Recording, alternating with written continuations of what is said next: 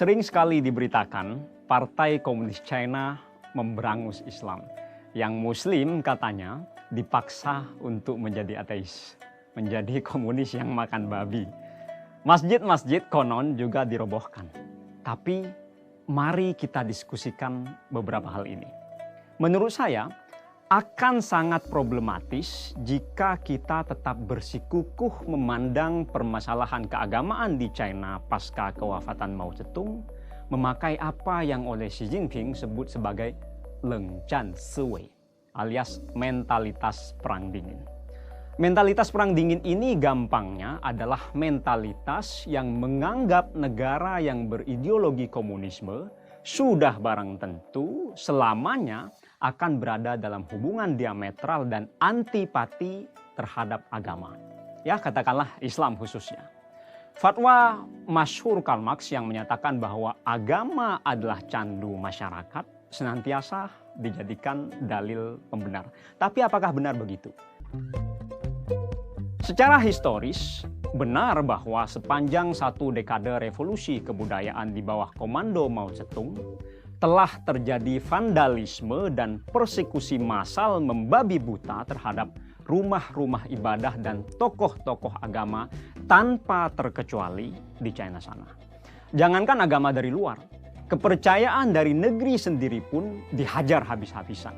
Bahkan anggota Partai Komunis China yang dipandang tidak mempraktikkan komunisme yang sesuai dengan pemikiran Mao Zedong kala itu juga dibikin babak belur. Walakin sesudah kematian Mao Zedong pada September 1976 dan Deng Xiaoping yang berkali-kali digencetnya selama masa-masa kalut revolusi budaya dari tahun 1966 sampai 1976 itu kembali bisa memangku kekuasaan, Partai Komunis China menggelar taubatan nasuha, mengakui sekaligus menyesali berbagai kesalahan keagamaan yang diperbuatnya selama masa-masa kalut revolusi kebudayaan. Untuk itu dikeluarkanlah suatu dokumen khusus yang sohor disebut sebagai dokumen nomor 19 atau biasa disebut sebagai Sejuhao Wenjian pada Maret 1982. Boleh dikata, dokumen ini tak ubahnya adalah surat pengakuan dosa yang sekaligus berfungsi sebagai mercusuar pemandu kebijakan keagamaan yang diterapkan Partai Komunis China sampai sekarang. Partai Komunis China menegaskan, sebagaimana termaktub di bagian 4 dokumen tersebut, ia bilang bahwa menghormati dan melindungi kebebasan keagamaan rakyat adalah kebijakan fundamental partai. Ini adalah kebijakan jangka panjang, adalah kebijakan yang akan diijawantahkan dengan teguh dan sungguh-sungguh. Sebab ini adalah satu-satunya kebijakan keagamaan yang benar serta sesuai dengan kepentingan rakyat. Karena itu, rekonsiliasi, rehabilitasi, dan rekonstruksi pun dilakukan. Tak heran jumlah masjid di daerah otonomi Uighur Xinjiang yang pada tahun 1984 cuma berkisar 9.000 melonjak menjadi sekitar 24.000 lengkap dengan 29.000 imamnya. Jika merujuk buku putih kondisi kebebasan keagamaan Xinjiang yang dirilis Dewan Negara China pada Juni 2016 silam. Terhitung selama sewindu sejak 1982 sampai 1990, menurut makalah David Palmer yang terhimpun dalam buku Handbook of Contemporary China yang dieditori oleh William Tai dan Alvin So, Muslim bersuku Hui juga menanjak 19% populasinya. Pemeluk Islam yang pada awal kemerdekaan China cuma berkisar 8 jutaan, meroket menjadi tak kurang dari 30 juta jiwa sekarang. Partai Komunis China lantas menekankan, tetap di bagian dan dokumen yang sama, perbuatan apapun yang memaksa yang tidak beragama untuk beragama adalah sama halnya dengan memaksa yang beragama untuk tidak beragama. Itu semua melanggar kebebasan keagamaan orang lain dan karenanya adalah kesalahan fatal sekaligus mutlak tidak diperbolehkan. Makanya hingga kini saya belum menemukan bukti valid bin Sohih yang dapat menunjukkan Partai Komunis China telah ingkar terhadap komitmennya yang menjamin kebebasan keagamaan rakyatnya tersebut. Tentu lain soal kalau terhadap rakyatnya yang ya misalnya gampang mengkafir-kafirkan lantaran terpapar apa yang mereka sebut sebagai Arabisasi ala pohwa. Arabisasi berkedok pemurnian Islam itulah yang berusaha dibendung Partai Komunis China. Sebenarnya gerakan pemurnian Islam atau yang kelak kita kenal dengan Wahhabisme ini sudah masuk ke China sejak akhir abad 19 melalui seorang yang baru datang menunaikan haji bernama Ma Wanfu.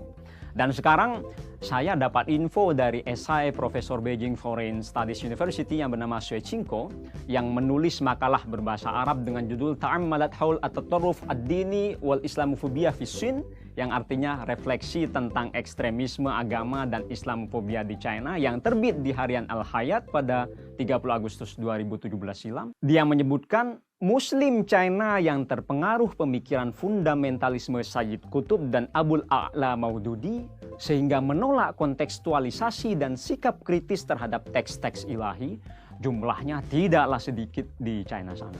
Sebagai akibatnya, pola pikir tak sedikit Muslim China makin tidak fleksibel dan buntu pada dua pilihan dikotomis hitam putih, halal atau haram, Muslim atau kafir.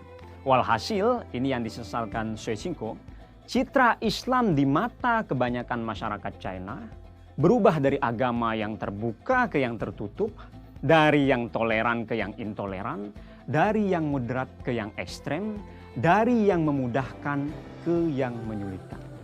Muslim semacam itulah yang ditengarai pemerintah komunis China sebagai salah satu tanda tumbuhnya benih-benih radikalisme dan ekstremisme agama.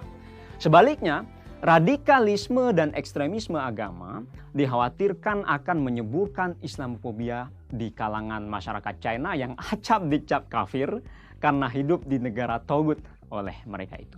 Jalan keluarnya, Xi Jinping bertitah dalam suatu kesempatan, "Jianci woguo zhongjiao de Zhongguohua."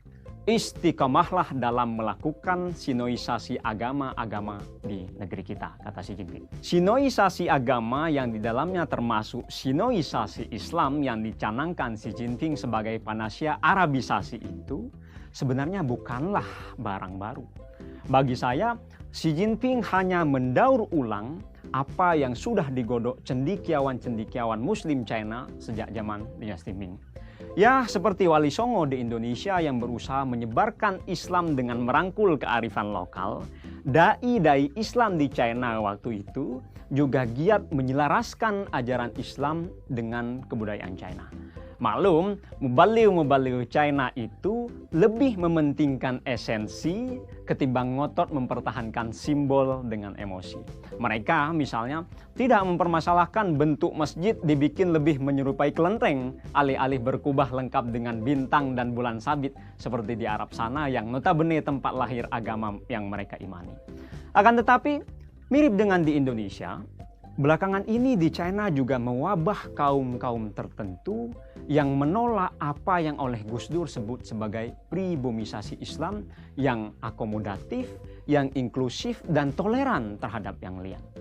Mereka maunya apa-apa kudu seperti di Arab sana, karena itulah yang dianggap oleh mereka sebagai satu-satunya perwujudan Islam yang asli. Partai Komunis China yang bangga dan percaya diri kepada kebudayaan sendiri jelas melawannya.